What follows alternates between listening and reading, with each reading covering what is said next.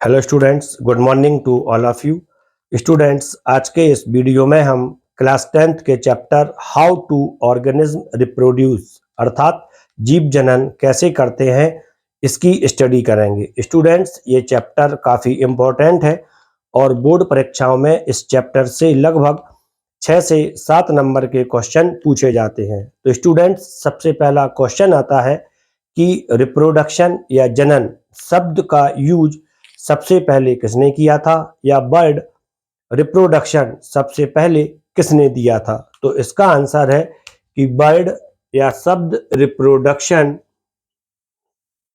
सबसे पहले Thomas Jackson ने दिया था। बर्ड रिप्रोडक्शन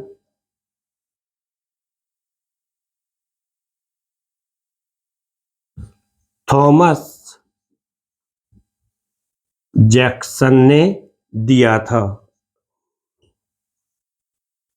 इसके बाद क्वेश्चन आता है कि रिप्रोडक्शन शब्द का अर्थ क्या होता है। तो स्टूडेंट्स, यदि हम इस वर्ड को देखते हैं रिप्रोडक्शन, तो ज्ञात होता है कि इसकी उत्पत्ति दो वर्ड से हुई है।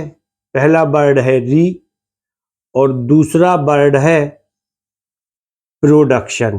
री शब्द का अर्थ होता है अगेन या पुनः। अगेन इसको बोलते हैं हिंदी में फिर से। और प्रोडक्शन का मतलब होता है उत्पादन या फिर से उत्पादन। ये इसका अर्थ होता है, उत्पादन या प्रोडक्शन, अर्थात किसी चीज का पुनः उत्पादन होना ही रिप्रोडक्शन कहलाता है। अब क्वेश्चन आता है कि ये रिप्रोडक्शन या जनन कौन से जीवों में होता है, किसमें होता है। तो इसका आंसर है जीवों में मुख्यतः पौधे और जंतु आते हैं, तो इन दोनों में जनन होता है। और अब पुनः क्वेश्चन आता है कि ये किसमें होता है। तो इसका आंसर है कि रिप्रोडक्शन सजीवों में होता है, निर्जीवों में नहीं होता है। अर्थात रिप्रोडक्शन सजीवों का एक मौलिक गुण होता है। रिप्रोडक्शन सजीवों का या लिविंग बींग्स का गुण है। रिप्रोडक्शन सजीवों का गुण होता है। अब क्वेश्चन आता है कि हम रिप्रोडक्शन को कैसे परिभाषित कर सकते हैं, रिप्रोडक्शन को कैसे डिफाइन कर सकते हैं। तो अब हम जो रिप्रोडक्शन की परिभाषा होती है, डेफिनेशन होती है, इसका अध्ययन करेंगे।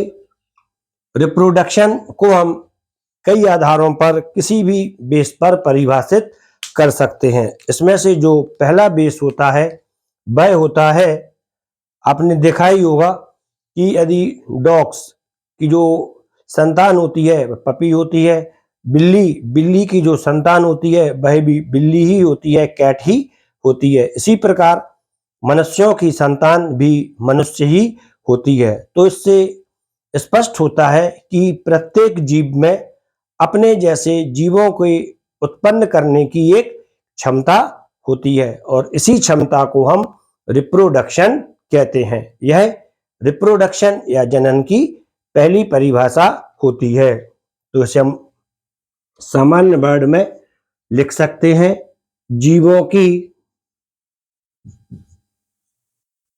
अपने जैसे प्रतिरूप उत्पन्न करने की क्षमता को, जीवों के अपने जैसे प्रतिरूप उत्पन्न करने की क्षमता को रिप्रोडक्शन कहते हैं।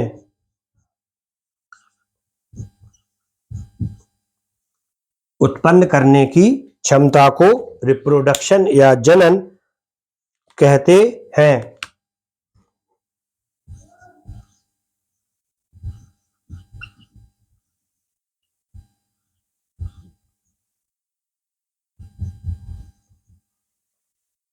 रिप्रोडक्शन कहते हैं। अब क्वेश्चन आता है कि जीवों में अपने जैसे प्रतिरूप उत्पन्न करने की क्षमता किसके कारण होती है। अब एक क्वेश्चन का जो हम आंसर देखते हैं तब ज्ञात होता है कि प्रत्येक जीवों में डीएनए होता है और जनन वास्तव में जीवों में पाए जाने वाले डीएनए की प्रतिकृति उत्पन्न करना ही होता है। प्रतिकृति मतलब सेम टू सेम डीएनए उत्पन्न करना। दूसरी डेफिनेशन हो जाती है कि जो जीव होते हैं, जीवों में डीएनए की प्रतिकृति उत्पन्न करने की क्षमता को जनन कहते हैं। इसे हम लिख सकते हैं जीवों में अपने जैसे, इसको इसी से लिख लें आप, जीवों में अपने जैसे डीएनए के प्रतिरूप उत्पन्न करने की क्षमता को अपने जैसे डीएनए के प्रतिरूप उत्पन्न करने की क्षमता को रिप्रोडक्शन कहते हैं या जनन कहते हैं। यह जनन की या रिप्रोडक्शन की सेकंड डेफिनेशन हो जाती है। तो स्टूडेंट्स, आपकी समझ में आ गया है रिप्रोडक्शन क्या होता है। अब इसके बाद क्वेश्चन आता है कि जीव जातियों के लिए रिप्रोडक्शन की आवश्यकता क्यों होती है, जीवों में रिप्रोडक्शन क्यों होता है। ये टॉपिक इंपॉर्टेंट है कि जीवों में रिप्रोडक्शन की आवश्यकता क्यों होती है। तो हम इसके बाद इस टॉपिक की स्टडी करेंगे।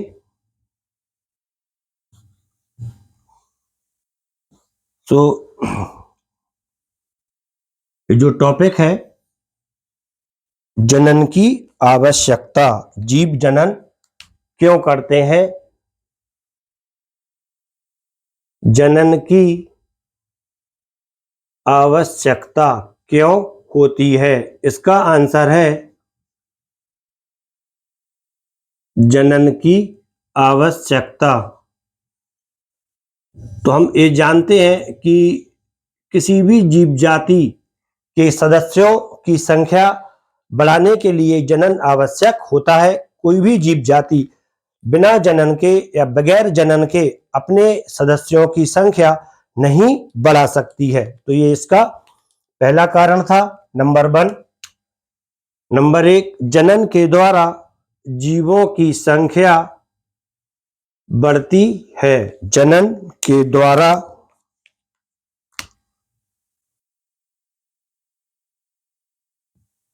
जीव जाति के सदस्यों की संख्या बढ़ती है या जीवों की संख्या बढ़ाने के लिए जीवों की संख्या बढ़ती है। ये पहला रीजन था, जनन की आवश्यकता क्यों होती है, रिप्रोडक्शन की आवश्यकता क्यों होती है। इसके बाद जो दूसरा कारण है कि जनन के द्वारा ही किसी जीव जाति का अस्तित्व या एग्जिस्टेंस बना रहता है। यदि किसी जीव जाति में जनन की क्षमता खत्म हो जाए या अचानक से कुछ ऐसा हो जाए कि उस जाति के सभी सदस्य स्टेराइल हो जाएं, बंधे हो जाएं, तब उस जीव जाति का अस्तित्व ही समाप्त हो जाएगा, क्योंकि उसमें नए सदस्यों की उत्पत्ति नहीं हो पाएगी। तो ये दूसरा रीजन है, जनन के द्वारा या रिप्रोडक्शन के द्वारा जनन या रिप्रोडक्शन के द्वारा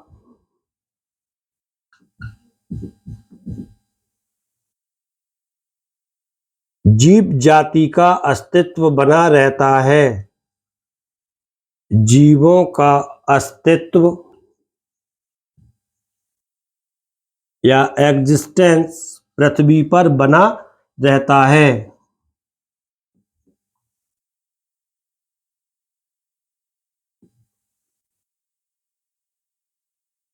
ये दूसरा रीजन था। इसके बाद जो तीसरा रीजन है वह है कि जीवों में कुछ लक्षण आनुवंशिक होते हैं, माता पिता से उनकी संतानों में जाते रहते हैं, लेकिन ये लक्षण तभी आनुवंशिक होते हैं जब जीव जाति में जनन की क्षमता होती है। यदि किसी जीव जाति में जनन की क्षमता नहीं है तब उसमें आनुवंशिक लक्षण एक पीढ़ी से दूसरी पीढ़ी तक नहीं पहुंच पाते हैं। तो ये इसकी तीसरी आवश्यकता है।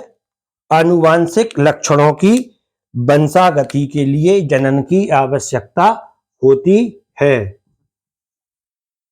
आनुवंशिक लक्षणों हेरिडेटरी कैरेक्टर, आनुवंशिक लक्षणों की वंशागति के लिए इनहेरिटेंस ऑफ हेरिडेटरी कैरेक्टर, आनुवंशिक लक्षणों की वंशागति के लिए जनन की आवश्यकता होती है। इसके बाद चौथा पॉइंट आता है कि जनन में और ऐसा क्या होता है जो इसकी आवश्यकता होती है। तो स्टूडेंट्स, जनन के द्वारा ही दो सदस्य, किसी भी जाति के दो सदस्य आपस में अलग अलग दिखाई देते हैं। कुछ एक्सेप्शन छोड़ दें आप, ट्विंस या जुड़वा के लिए छोड़ दें, तब सामान्यतः जीव जाति के दो सदस्यों के बीच में डिफरेंस होता है और इसे हम विभिन्नताएं कहते हैं। तो क्लियर है कि जीव जाति में विभिन्नताएं उत्पन्न करने के लिए भी जनन की आवश्यकता होती है। तीसरी आवश्यकता होती है जनन की विभिन्नताएं या वेरिएशन, विभिन्नताएं या वेरिएशन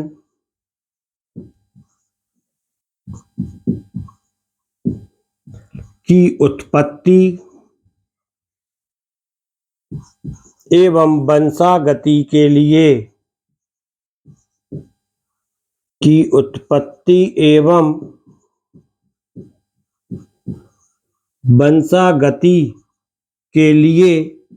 भी जनन की आवश्यकता होती है।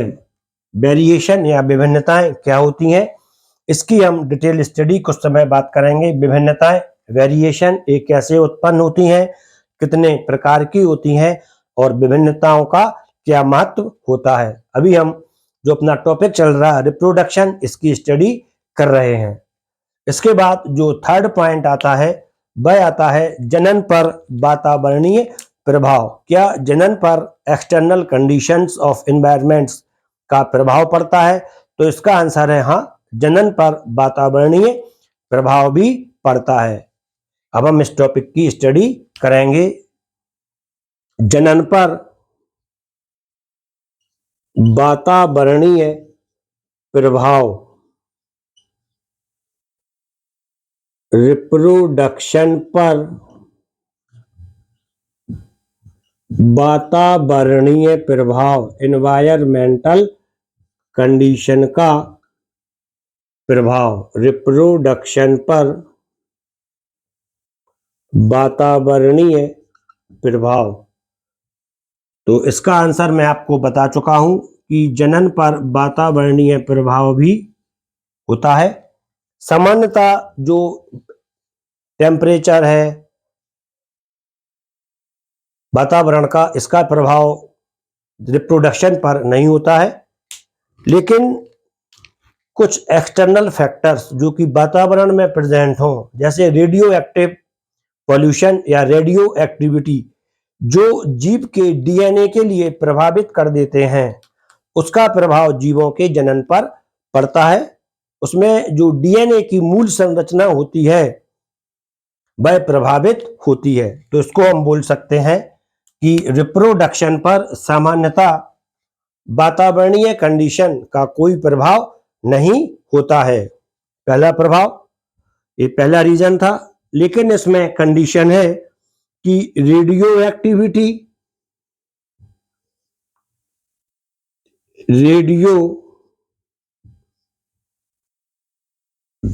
एक्टिविटी या radio active pollution, radio active pollution जनन के लिए प्रभावित करता है। रेडियो एक्टिव पॉल्यूशन जनन को प्रभावित करता है। क्वेश्चन आता है कैसे करता है, तो इसका आंसर है पॉल्यूशन जनन को प्रभावित करता है। रेडियो एक्टिव पॉल्यूशन जनन को प्रभावित करता है। अब इसमें जब हम जानते हैं कि जो जनन होता है, जनन वास्तव में डीएनए की प्रतिकृति बनना है, डीएनए की कॉपी होना है। तो इसमें रेडियो एक्टिविटी डीएनए की संरचना को चेंज कर देती है, स्ट्रक्चर को चेंज कर देती है, जिससे नए बनने वाला जीव की जो कुछ गुण होते हैं वह अपने पेरेंट्स जीव से कुछ डिफरेंट हो जाते हैं, कुछ अलग हो जाते हैं, जिससे रिप्रोडक्शन प्रभावित होता है। इसका एक सबसे अच्छा एग्जाम्पल है कि जब परमाणु बम का यूज किया गया था, उसके पश्चात जो संतानें उत्पन्न हुई थीं, उनके बॉडी पार्ट्स या शरीर के अंग सामान्य नहीं थे, उनमें कुछ ना कुछ डिफरेंस उत्पन्न हो गया था, क्योंकि जो डीएनए था वह भी चेंज हो गया था। क्लियर है? वातावरणीय कंडीशन जनन को प्रभावित करती हैं। ये डीएनए है, ये डीएनए की मूल प्रति है, और वातावरणीय कंडीशन में रेडियो एक्टिव पॉल्यूशन की कंडीशन में ये प्रतिकृति डीएनए, जो नया डीएनए बनता है उसे हम प्रतिकृति डीएनए कहते हैं। प्रतिकृति डीएनए या नया डीएनए की संरचना बदल जाती है। प्रतिकृति डीएनए की संरचना बदल जाती है, जिससे नए जीव में कुछ मॉडिफिकेशन हो जाता है, कुछ विकार उत्पन्न हो जाते हैं, जिससे नए जीव के अंग विकृत हो जाते हैं। ये विकृत हो जाते हैं, खराब हो जाते हैं, दिव्यांग हो जाते हैं।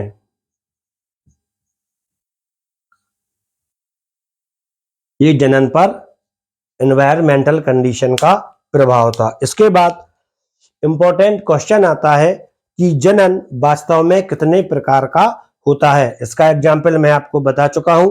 हिरोशिमा नागासाकी में कई वर्षों तक दिव्यांग संतानें उत्पन्न हुई थी, क्योंकि उनके डीएनए में परिवर्तन हो गया था, और यही परिवर्तन उनकी नेक्स्ट जनरेशन में ट्रांसफर हो गया था, वंशागत हो गया था। इसके बाद जनन पर वातावरणीय प्रभाव, ये तो हो गया है जनन के प्रकार, टाइप्स ऑफ रिप्रोडक्शन। तो नेक्स्ट टॉपिक आता है, वह आता है टाइप्स ऑफ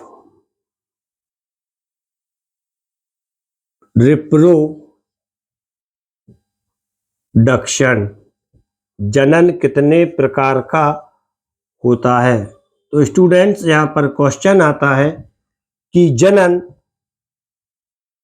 किस आधार पर कितने प्रकार का होता है। तो इसका आंसर है, जनन जो गैमीट्स होते हैं, युग्मक होते हैं, जनन के लिए आवश्यक चीज होती है गैमीट्स या युग्मक, और इन्हीं युग्मकों की उपस्थिति या अनुपस्थिति के आधार पर और जनन में भाग लेने वाले जनकों या पेरेंट्स की संख्या के आधार पर दो प्रकार का होता है। तो जनन मुख्यतः गैमीट्स की या युग्मक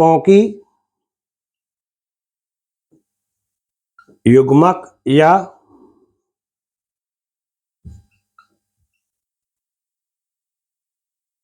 गैमीट की उपस्थिति के आधार पर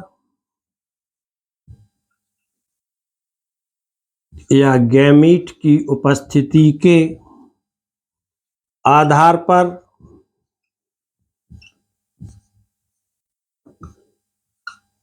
और रिप्रोडक्शन में भाग लेने वाले जनक या पेरेंट्स की संख्या के आधार पर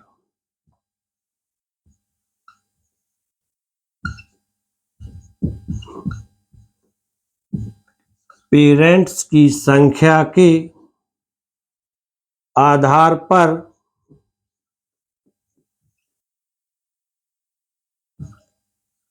दो प्रकार का होता है। ये दो प्रकार होते हैं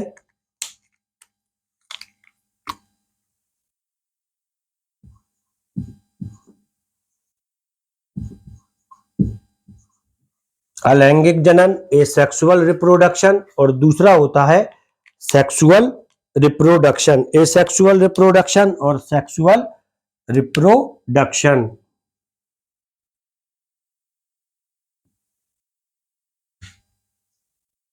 पहला होता है ये सेक्सुअल रिप्रोडक्शन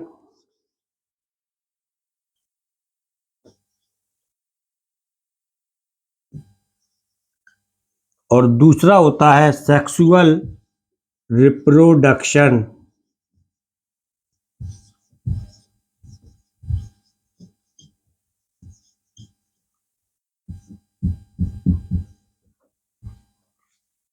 अब क्वेश्चन आता है, पहले हम इसकी टाइप्स की स्टडी करेंगे कि वास्तव में जनन कितने प्रकार का होता है, इसके बाद हम इसकी डिटेल स्टडी करेंगे। एसेक्सुअल रिप्रोडक्शन क्या है, सेक्सुअल रिप्रोडक्शन क्या है। तो जो एसेक्सुअल रिप्रोडक्शन है ये 6 प्रकार का होता है और एसेक्सुअल रिप्रोडक्शन या अलैंगिक जनन के 6 प्रकार के लिए हम एक सिंपल मैनोमिक्स फिर बबलू का रिजर्वेशन हुआ RSB रिजर्वेशन हुआ के द्वारा याद कर सकते हैं। फिर बबलू ने रिजर्वेशन कराया के द्वारा याद कर सकते हैं। इसमें से जो पहला F आता है इसको देख लें, यहां पे इस तरह से ये आपको दिखाई दे रहा होगा। यहां पे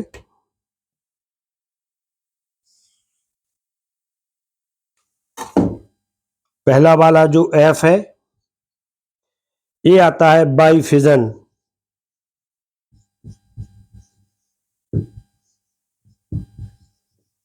बाइफिजन, फिजन का मतलब होता है विखंडन।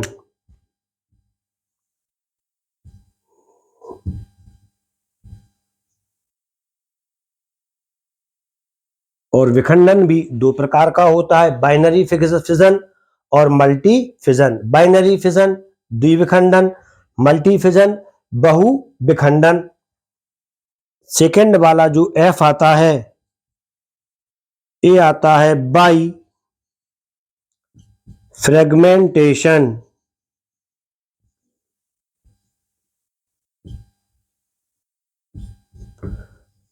बाई फ्रेगमेंटेशन या खंडन। थर्ड वाला आता है बी, बी आता है बाई बडिंग।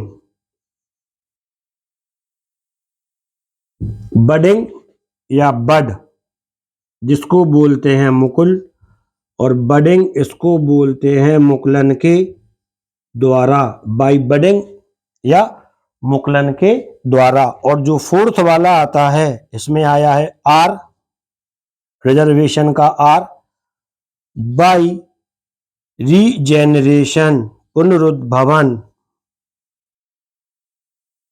बाई रीजेनरेशन या पुनरुद्भवन।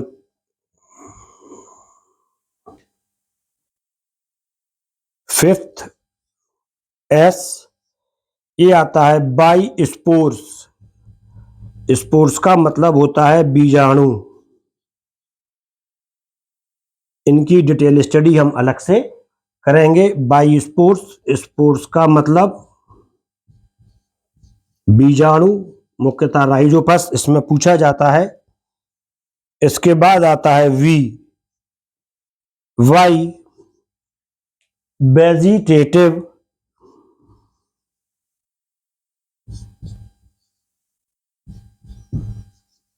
वेजिटेटिव रिप्रोडक्शन या कायिक प्रजनन, ब्रायोफाइलम वगैरह में होता है, गुलाब में होता है, इन सब में वेजिटेटिव रिप्रोडक्शन होता है। इसके बाद जो ये सेक्सुअल रिप्रोडक्शन होता है, सेक्सुअल रिप्रोडक्शन प्लांट्स में भी होता है, पौधों में भी होता है, और सेक्सुअल रिप्रोडक्शन एनिमल्स में भी होता है। इनकी सेपरेट स्टडी हम अलग अलग वीडियो में करेंगे। Sexual reproduction in plants, sexual reproduction in animals. तो स्टूडेंट्स, ये रिप्रोडक्शन के प्रकार थे। ये चार्ट आपको सिंपल रूप में प्रिपेयर कर लेना है। इसके बाद क्वेश्चन आता है कि एसेक्सुअल रिप्रोडक्शन क्या है और सेक्सुअल रिप्रोडक्शन क्या है। तो अब हम एसेक्सुअल रिप्रोडक्शन की स्टडी करेंगे।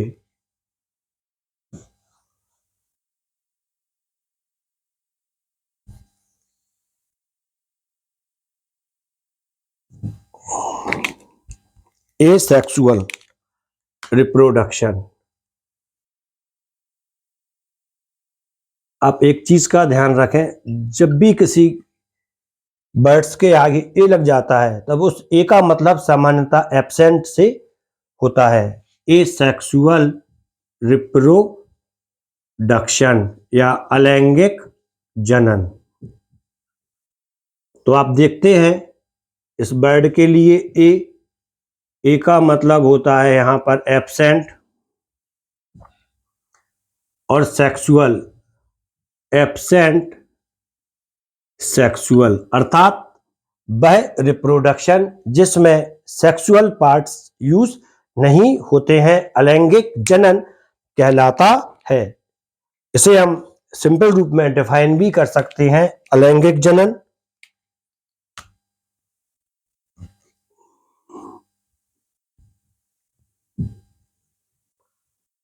यहां पर इसका वर्ड भी मतलब अनुपस्थिति है।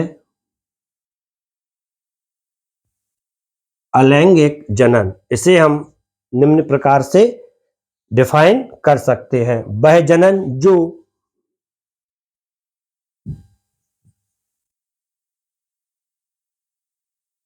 सेक्सुअल पार्ट्स इसमें मेल गैमीट और फीमेल गैमीट्स आते हैं, जिन्हें कि हम युग्मक कहते हैं। अर्थात वह जनन जो नर युग्मक,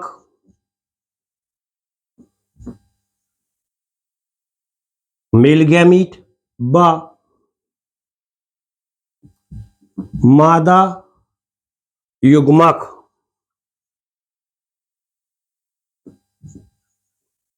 फीमेल गैमीट की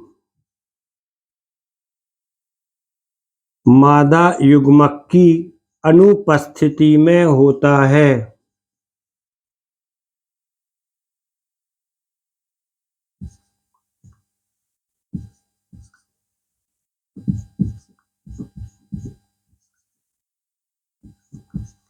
अनुपस्थिति में होता है। एसेक्सुअल रिप्रोडक्शन या अलैंगिक जनन कहलाता है। एसेक्सुअल रिप्रोडक्शन या अलैंगिक जनन कहलाता है। इसमें जो गैमीट होते हैं मेल्स या नर में नर युग्मक बनता है, मादा में मादा युग्मक जो कि मुख्यतः ओवा होता है वह बनता है। इसकी डिटेल स्टडी हम सेक्सुअल रिप्रोडक्शन में करेंगे। अलैंगिक जनन सरल होता है, सिंपल होता है। अलैंगिक जनन सरल होता है और इस अलैंगिक जनन में हमें केवल एक ही पेरेंट्स या जनक की आवश्यकता होती है। अलैंगिक जनन में एक ही जनक या पेरेंट की आवश्यकता होती है, जबकि सेक्सुअल रिप्रोडक्शन के लिए हमें दो पेरेंट्स की आवश्यकता पड़ती है, एक मेल और दूसरा फीमेल। एक ही जनक की आवश्यकता होती है। अलैंगिक जनन में या एसेक्सुअल रिप्रोडक्शन के फलस्वरूप जो संतान उत्पन्न होती है वह संतान अपनी जनक के समान होती है। संतान जनक के समान होती है जिसे हम क्लोन कहते हैं। संतान जनक के समान होती है जिसे हम क्लोन कहते हैं। ये एसेक्सुअल रिप्रोडक्शन था। इसके बाद आता है सेक्सुअल रिप्रोडक्शन। क्या होता है? तो जो सेक्सुअल रिप्रोडक्शन है उसकी डेफिनेशन या उसे भी हम इसी टॉपिक पर समझ सकते हैं। ए इसको अलग कर दें तब ये हो जाता है सेक्सुअल रिप्रोडक्शन। ए यहां पर भी अलग हो गया, अब इसमें एब्सेंट भी खत्म हो जाएगा। अलैंगिक यहां पर ये रफ कर दिया, लैंगिक जनन या सेक्सुअल रिप्रोडक्शन। तो इसी पॉइंट के आधार पर हम सेक्सुअल रिप्रोडक्शन के लिए इजीली वे में समझ सकते हैं। वह रिप्रोडक्शन जो नर व मादा युग्मक की जो अनुपस्थिति दिया है, आप उसको कर देना है उपस्थिति। नर व मादा युग्मक की उपस्थिति में होता है सेक्सुअल रिप्रोडक्शन या लैंगिक जनन कहलाता है।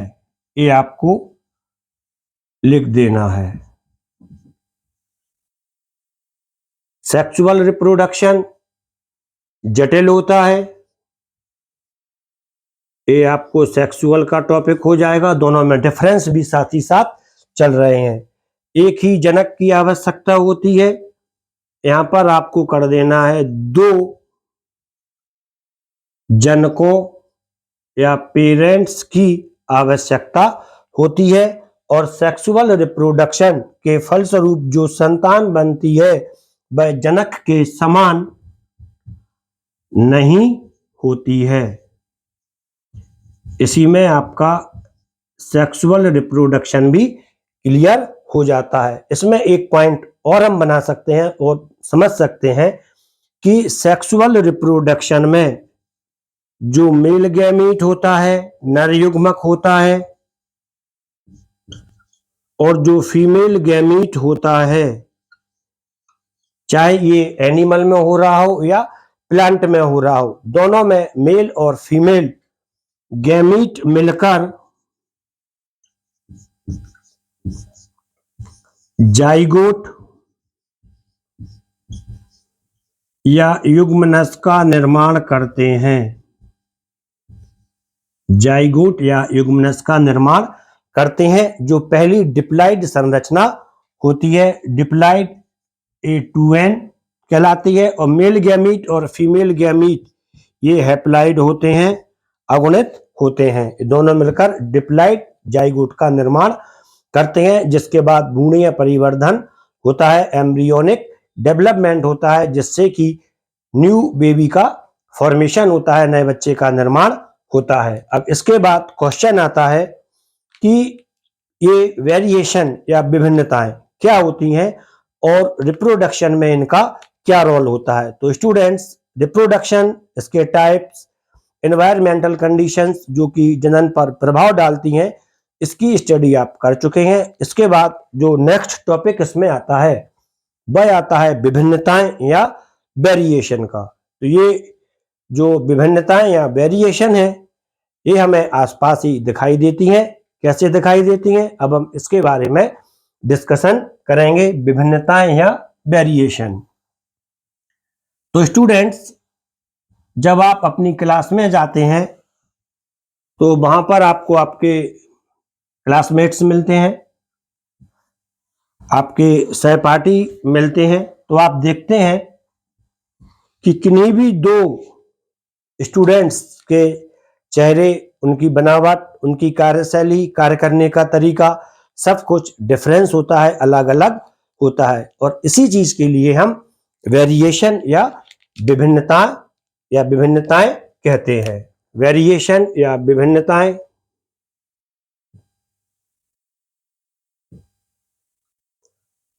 वेरिएशन या विभिन्नताएं। इसी तरह आप यदि किसी भी जाति के दो सदस्यों को देखें तब उनमें आपको अंतर स्पष्ट रूप से दिखाई देता है, यही वेरिएशन कहलाता है। अर्थात किसी जीव जाति के दो सदस्यों के बीच जो अंतर होता है उसे हम विभिन्नताएं कहते हैं। एक ही जाति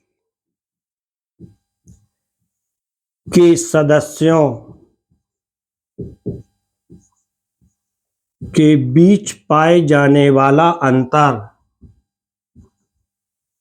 के सदस्यों के बीच पाए जाने वाले अंतर को विभिन्नताएं कहते हैं, वेरिएशन कहते हैं। अब क्वेश्चन आता है कि ये विभिन्नताएं कितने प्रकार की होती हैं। तो ये विभिन्नताएं निम्न प्रकार की है। पहली हम देखते हैं संरचनात्मक विभिन्नताएं, स्ट्रक्चरल वेरिएशन। संरचनात्मक, जीवों के, दो जीवों के शरीर में जो संरचना में जो अंतर है वह संरचनात्मक वेरिएशन कहलाता है। कुछ बच्चे या कुछ जीव लंबे हैं, कुछ बच्चे छोटे होते हैं। संरचनात्मक, हाइट में, लंबाई चौड़ाई वगैरह में संरचनात्मक विभिन्नताएं। दूसरा आता है क्रियात्मक विभिन्नताएं।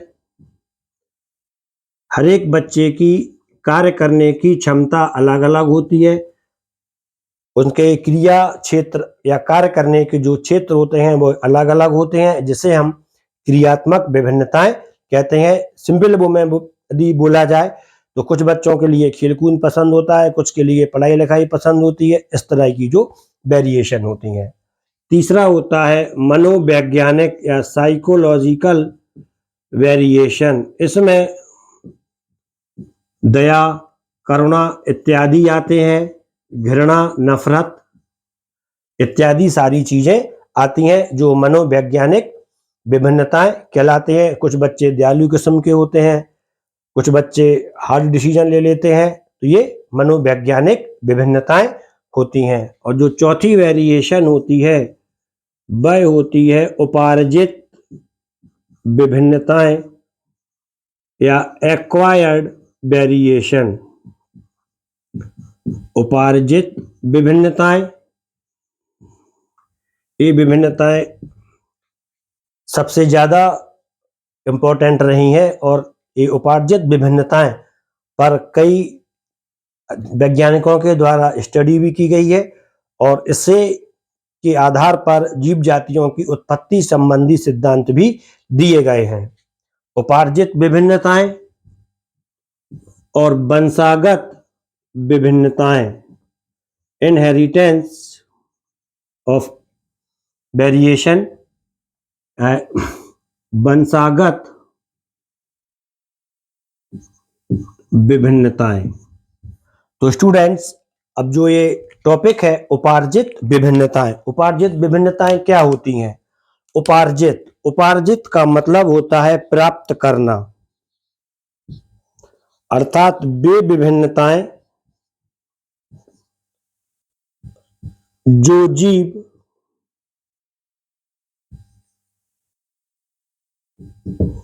अपने जीवन काल में प्राप्त करता है वो उपार्जित विभिन्नताएं कहलाती हैं। जैसे कोई दुबला पतला व्यक्ति है, लगातार एक्सरसाइज करता है, डाइट वगैरह अच्छी लेता है, तब उसके मसल्स डेवलप हो जाते हैं और वह पहलवान बन जाता है। तो ये वेरिएशन जो उत्पन्न होता है ये उपार्जित विभिन्नताएं कहलाता है। वे विभिन्नताएं जो जीव स्वयं उत्पन्न करता है, वे विभिन्नताएं जो जीव स्वयं प्राप्त करता है या उत्पन्न करता है, उपार्जित विभिन्नताएं कहलाती हैं। उपार्जित विभिन्नताएं कभी वंशागत नहीं होती हैं। पहलवान का लड़का पहलवान नहीं होता है। उपार्जित विभिन्नताएं वंशागत नहीं होती हैं और उपार्जित विभिन्नताएं होती हैं ये जीव की मृत्यु के साथ ही समाप्त हो जाती हैं। ये विभिन्नताएं जीव की मृत्यु के साथ ही समाप्त हो जाती हैं। ये उपार्जित विभिन्नताएं कहलाती हैं। अब क्वेश्चन आता है वंशागत विभिन्नताएं, तो आप इसको उल्टा लिख देना है। वंशागत विभिन्नताएं वे विभिन्नताएं जो जीवों में अपने जनकों से प्राप्त होती हैं, वंशागत विभिन्नताएं कहलाती हैं। वंशागत विभिन्नताएं ये वंशागत होती हैं और वंशागत विभिन्नताएं जीव की मृत्यु के साथ समाप्त नहीं होती हैं बल्कि उसकी अगली पीढ़ी में भी पहुंच जाती हैं। ये वंशागत विभिन्नताएं थीं। वंशागत विभिन्नताएं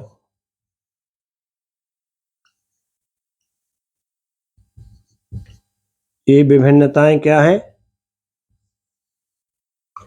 जो जीव अपने जनक से प्राप्त करता है। वे विभिन्नताएं जो जीव अपने जनकों से प्राप्त करता है। वंशागत विभिन्नताएं कहलाती हैं। वंशागत विभिन्नताएं ये वंशागत ही होती हैं। दोनों में डिफरेंस भी चल रहा है। ये वंशागत होती हैं और जीव की मृत्यु के साथ समाप्त नहीं होती हैं। जीव की मृत्यु के साथ समाप्त नहीं होती हैं। ये वंशागत विभिन्नताएं कहलाती हैं। इसके बाद क्वेश्चन आता है कि जो विभिन्नताएं होती हैं इन विभिन्नताओं का क्या महत्व है। तो आप थोड़ी जरा उपार्जित विभिन्नताएं और वंशागत विभिन्नताएं इसको आप डिटेल स्टडी में लेमार्किज्म और डार्विनिज्म में समझ सकते हैं। लेमार्कवाद और डार्विनवाद के द्वारा आप इसको और अच्छे से समझ सकते हैं। इसके लिए आप अलग से वीडियो में देख सकते हैं लेमार्किज्म और डार्विनिज्म। अब अपना जो अब लास्ट टॉपिक आता है वह आता है विभिन्नताओं का महत्व। अब ये लास्ट टॉपिक है विभिन्नताओं का महत्व या इंपॉर्टेंस ऑफ वेरिएशन। विभिन्नताओं का महत्व या इंपॉर्टेंस। सबसे पहली चीज तो ये होती है कि जो विभिन्नताएं होती हैं विभिन्नताओं के द्वारा जीवों में अनुकूलन एडॉप्टेशन उत्पन्न होता है और जीव अपने आप को बाह्य वातावरण के अनुकूल बना लेता है। ऐसे जीव जिनमें वातावरण के अनुकूल वेरिएशन नहीं होते हैं, वो जीव नष्ट हो जाते हैं। नंबर दूसरा, विभिन्नताओं से जीवों में नए लक्षणों का विकास होता है। जीवों में नए लक्षणों का विकास होता है। और जो थर्ड और लास्ट पॉइंट आता है वह आता है कि जो विभिन्नताएं होती हैं, विभिन्नताएं जैव विकास के लिए, ऑर्गेनिक एवोल्यूशन के लिए कच्चा माल होती हैं। जैव विकास या ऑर्गेनिक एवोल्यूशन के लिए कच्चा माल होती हैं। विभिन्नताएं जैव विकास का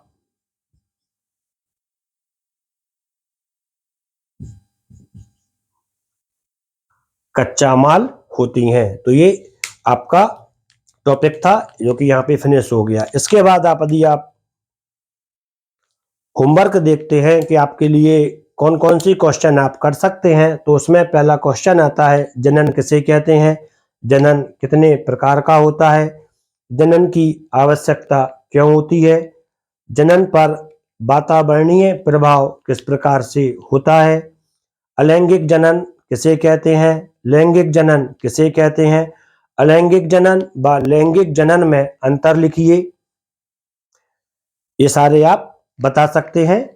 और इसके बाद जो क्वेश्चन जो आप सॉल्व कर सकते हैं उसमें आता है विभिन्नताएं क्या हैं, विभिन्नताएं कितने प्रकार की होती हैं, विभिन्नताओं का क्या महत्व होता है, इत्यादि क्वेश्चन आप सिंपल वे में आसानी से लिख सकते हैं। तो स्टूडेंट्स, ये आपके कॉन्सेप्ट क्लियर करता है। आप लगातार मेरे साथ इसी प्रकार से जुड़े रहें, वीडियो को पूरा देखें और इससे नोट्स भी बनाएं, जिससे आपके कॉन्सेप्ट भी क्लियर होंगे।